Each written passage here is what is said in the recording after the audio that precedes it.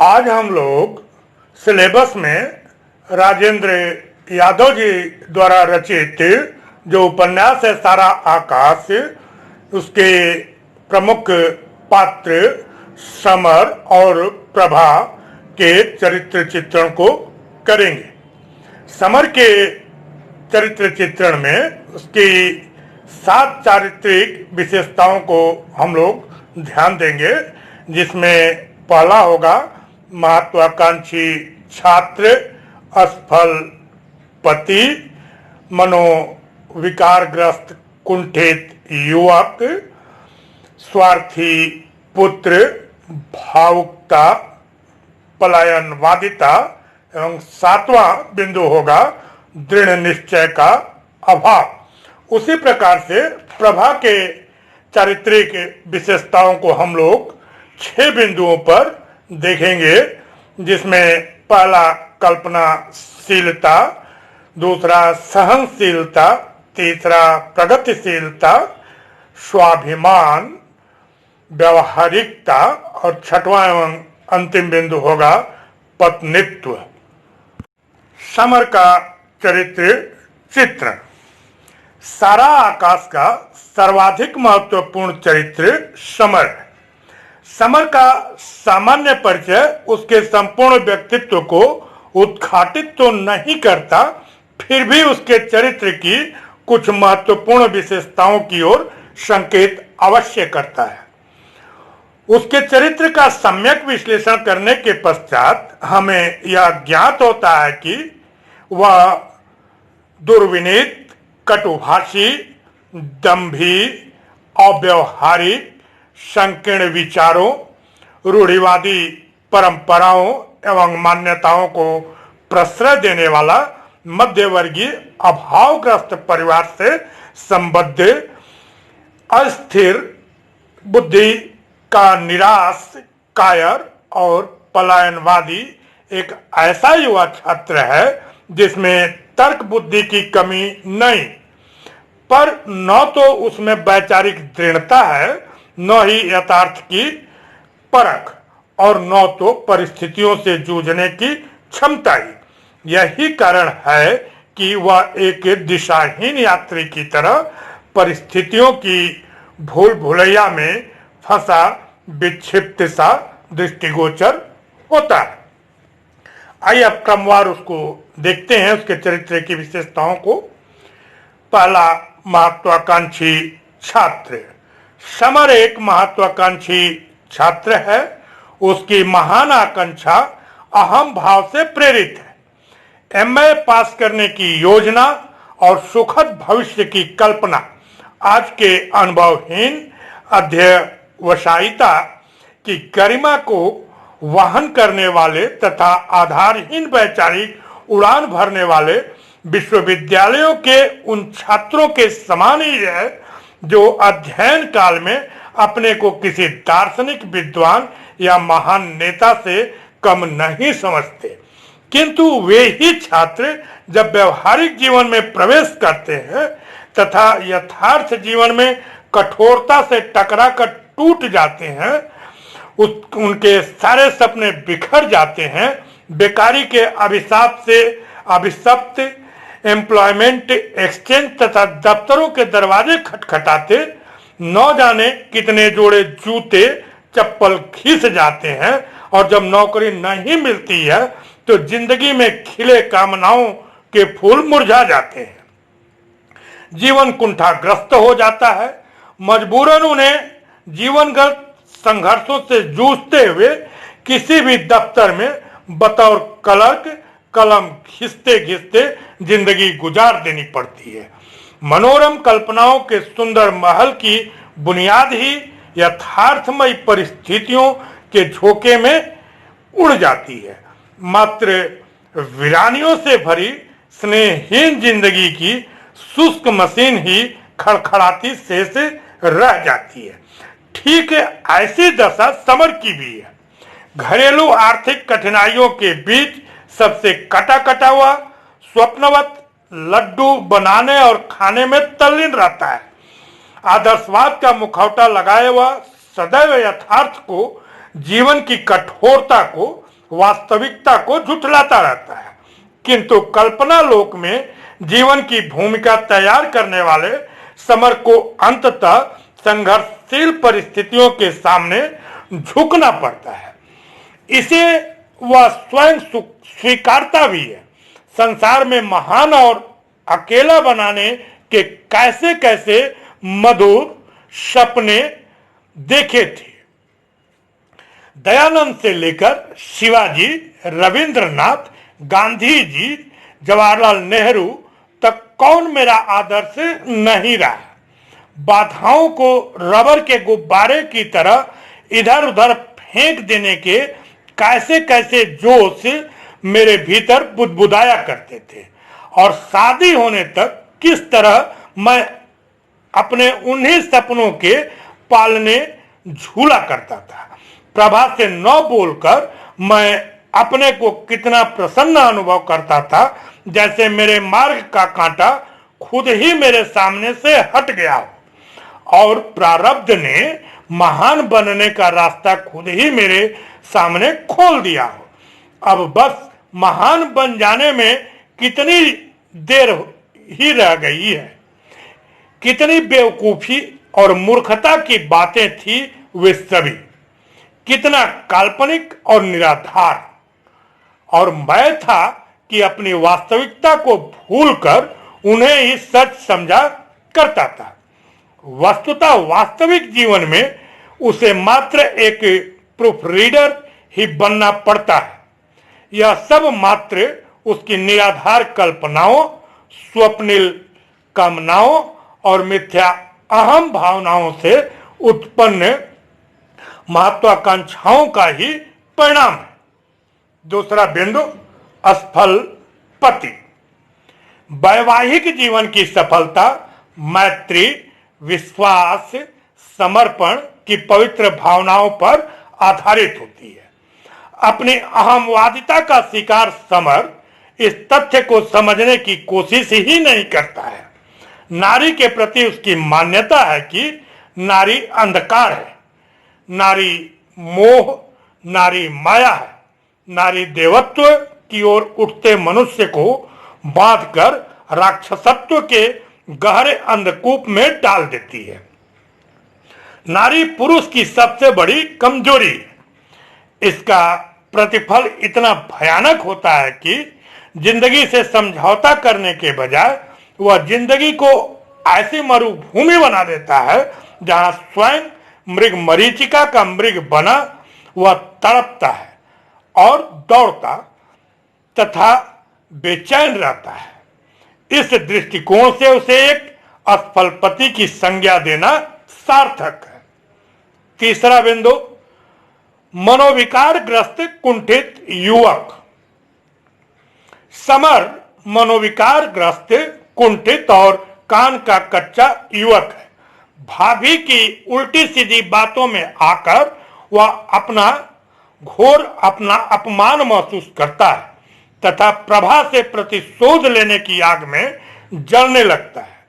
पत्नी से प्रतिशोध लेने की भावना रखने वाले व्यक्ति का जीवन सुख शांति की जगह मानसिक अशांति, कलह, प्रताड़ना, अविचार, अतिचार से परिपूर्ण कुंठाग्रस्त हो जाता है। किसी भी बात को बिना सोचे समझे ही वह स्वीकार कर लेता है। उसके स्वभाव में हठवादिता, कान का कच्चापन और अहम भावना का ऐसा सम्मिश्रण है जो उसके वैवाहिक जीवन में जहर घोल देता है और अंत तक मनोविकार ग्रस्त अथवा मानसिक रोगी के रूप में दिख पड़ता है। चौथा बिंदु, स्वार्थी पुत्र। समर एक निम्न मध्य वर्गीय अभावग्रस्त परिवार का एक सदस्य है। परिवार की आय अत्यंत सीमित है। 25 रुपये पेंशन पाने वाले पिता और 100 रुपये पाने वाले बड़े भाई के ही कंधों पर कुल परिवार के 8 सदस्यों का बोझ है। ऐसी स्थिति में इंटर पास करने के बाद नौकरी करके घर खर्च में हाथ बटाना अनुचित नहीं है और उससे ऐसी आशा रखना पिता के लिए अस्वाभाविक नहीं। ठाकुर साहब ही क्या, कोई भी अभावग्रस्त परिवार का जिम्मेवार व्यक्ति ऐसा ही सोचता है। समर के विवाह के पीछे ठाकुर साहब की एकमात्र यही धारणा थी कि विवाह के पश्चात समर भी घर की बिगड़ी हुई आर्थिक स्थिति को संभालने में यथासंभव योगदान करेगा, किंतु परिणाम पूर्णतः प्रतिकूल परिलक्षित होता है।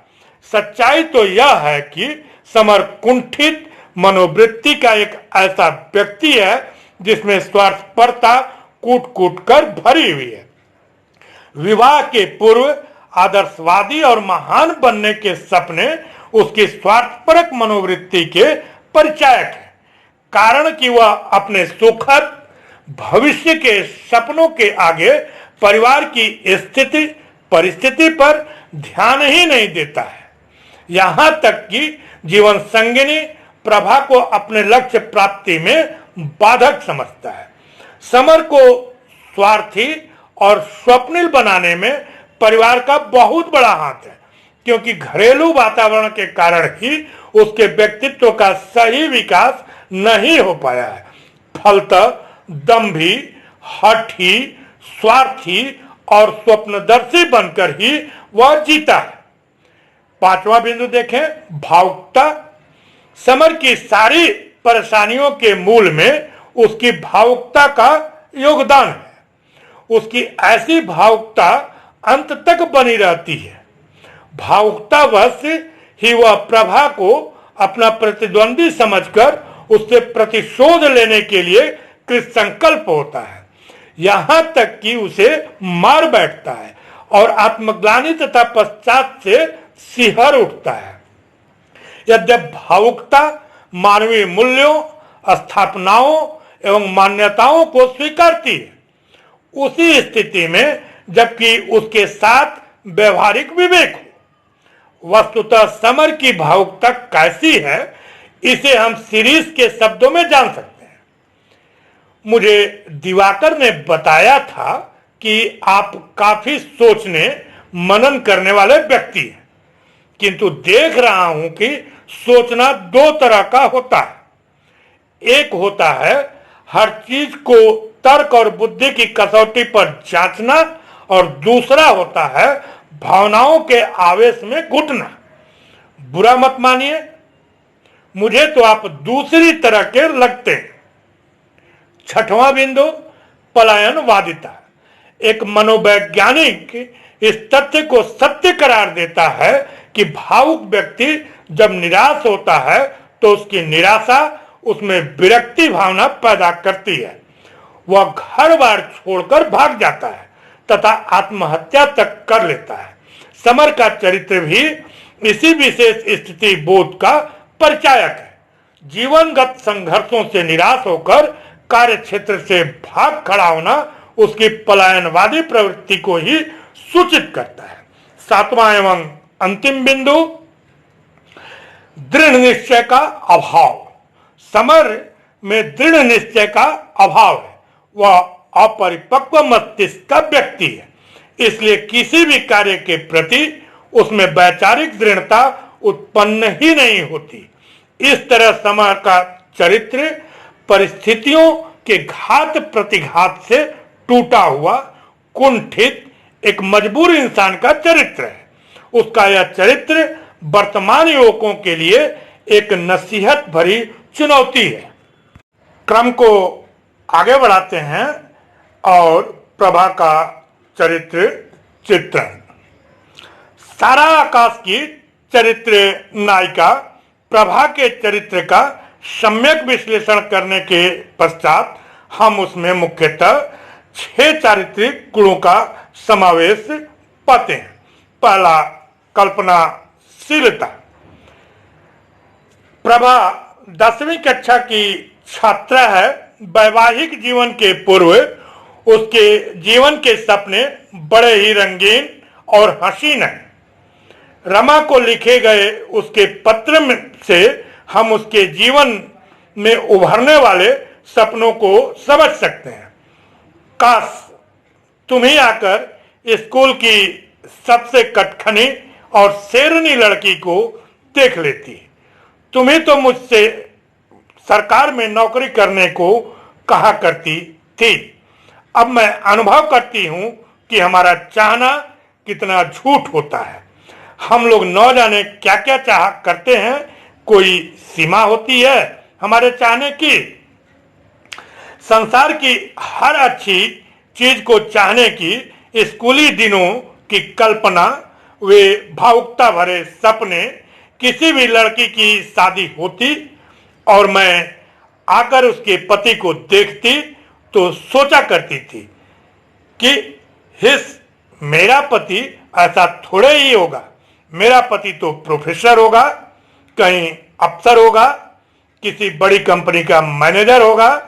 हम और वह बस दो ही प्राणी होंगे। ये किलबिल सास, देवर, भाभी, भतीजे कुछ नहीं होंगे। खूब लंबी चौड़ी एकदम नए ढंग की कोठी होगी। किंतु होता है इसके विपरीत।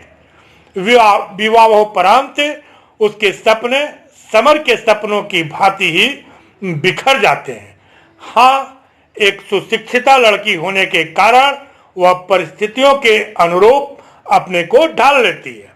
दूसरा बिंदु, सहनशीलता। नारीत्व की गौरव गरिमा को अपने कर्तव्यों से सार्थक बना देने वाली प्रभा में अद्भुत सहन शक्ति है। बार बार पति से तिरस्कृत और उपेक्षित होकर भी वह धैर्य और दृढ़ता के साथ विपरीतात्मक परिस्थितियों में जीवन देखती रहती है। इतना ही नहीं, सास का तमाचा खाकर भी वह तनिक भी विचलित नहीं होती। इस तरह उसमें सहनशीलता और धैर्य की अद्भुत शक्ति विद्यमान है। उसे देखकर हम कह सकते हैं कि वह ऐसी देवी है जिसके आंचल की शीतल छाया में नर का भाग्य संवरता है। अकबर इलाहाबादी ने लिखा है, तालीम लड़कियों की जरूरी हो मगर खाना खातून हो, समा की परियां न हो। तीसरा बिंदु, प्रगतिशीलता। आधुनिक विचारधारा की सुशिक्षिता नारी प्रभा अकबर इलाहाबादी की भावनाओं को दाम्पत्य जीवन में साकार करने वाली एक सच्ची भारतीय नारी है। उसे अपने पर विश्वास और भरोसा है, इसलिए घर के लोगों के द्वारा लगाए गए झूठे आरोप, भर्त्सना और फिक्रे कसी का उस पर कोई असर नहीं होता।